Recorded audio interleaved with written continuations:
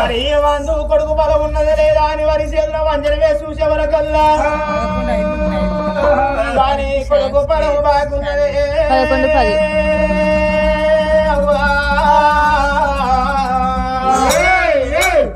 కొడుకు బలం బాగున్నదవ్వా.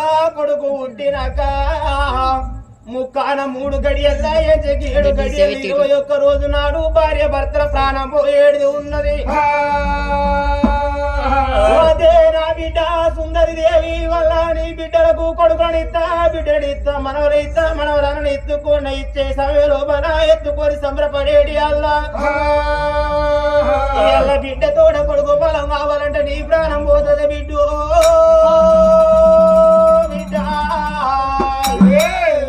అదే నా బిడ్డ నేను వస్తున్నదని లోకాల శంకడు వస్తుంది ఎప్పుడు ఆ బిండు ఆ తల్లి ప్రాణం పోయేది ఆ తల్లి ప్రాణం